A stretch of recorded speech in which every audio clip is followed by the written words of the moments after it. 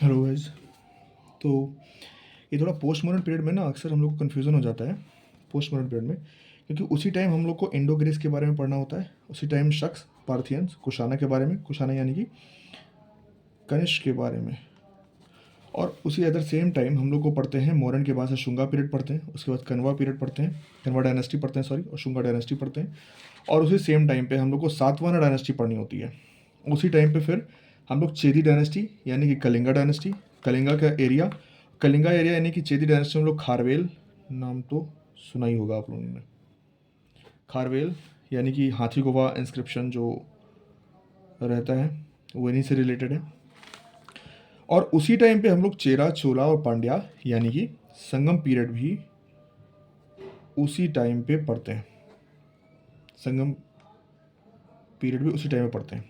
तो हम लोग को थोड़ा सा कन्फ्यूज हो जाता है कैसा क्या होता है कि उस टाइम पीरियड पे इनका सब लोग पढ़ते हैं, हम लोग पोस्ट मौर्यन यानी कि गुप्ता से पहले का एरिया जो होता है ये एक्चुअल में चलता है 185 ऐसे तो मानते हैं, बट आप मान लीजिए 200 BCE से लेकर के और करीब 300 BCE तक हम लोग मानते हैं कि ये पोस्ट मॉडर्न का एरिया चल रहा होता है।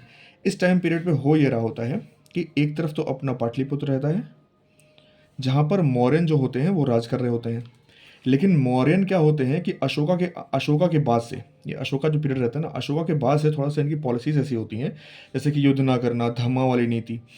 और इससे भी बड़ी बात, जो इसके बाद से रूलर आते हैं वो मैनेज नहीं कर पाते हैं, ये पूरा एरिया मैनेज नहीं कर पाते। इनका एरिया कम से कम लगभग ऐसे इतना होता है, इनका एरिया ऐसे होता है, ये इधर वाला एरिया भी कवर करते हैं, ये इस टाइप पे एरिया इनका रहता है।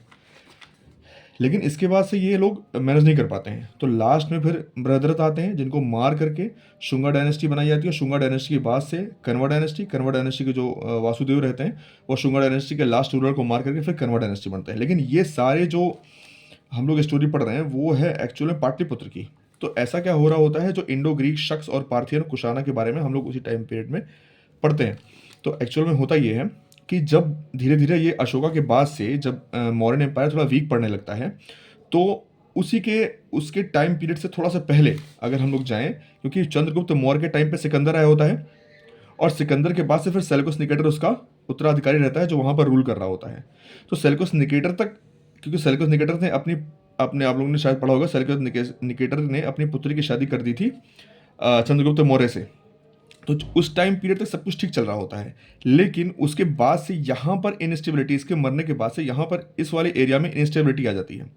अब जब इस वाले एरिया वाले में इनस्टेबिलिटी आ रही होती है और यहाँ पर मॉडर्न एम्पायर डिक्लाइन कर रहा होता है, तो होता यह है कि जब यहाँ पर चीज़ें छोटे छोटे पार्ट हिस्से में बढ़ जाता है एरिया, तो यहाँ पर जितने भी रूलर्स रहते हैं और अलग जगह से भी, यानी कि सीरियन एरिया पड़ता है, सेंट्रल एरिया पड़ता है, यहाँ से भी ये सब आते हैं और इंडिया पर अटैक करते हैं।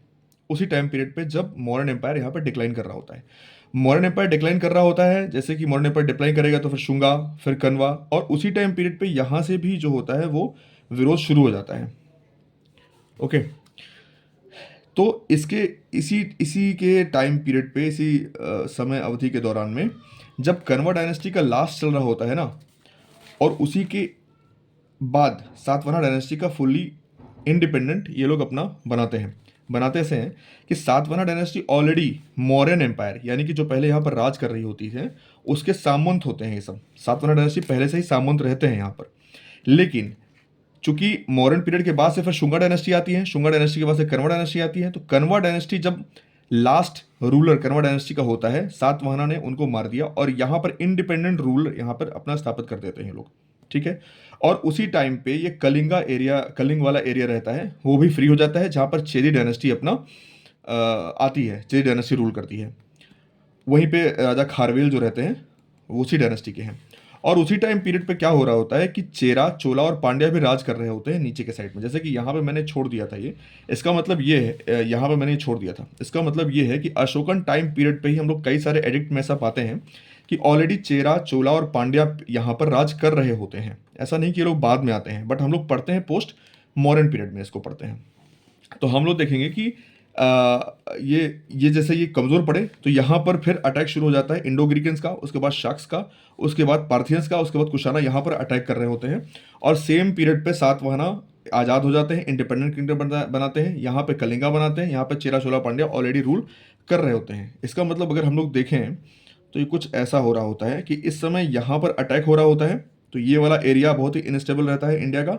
और यहाँ पर सातवाहना, ये सातवाहना जो होते हैं सबसे लॉन्ग पीरियड, करीब 300 ईयर के लिए सातवाहना यहाँ पर रूल करते हैं। यहाँ पर चेदी डायनेस्टी होती है और यहाँ पर इस संगम एरा चल रहा होता है जिसमें कि चेरा, चोला और पांड्या रूल कर रहे होते हैं।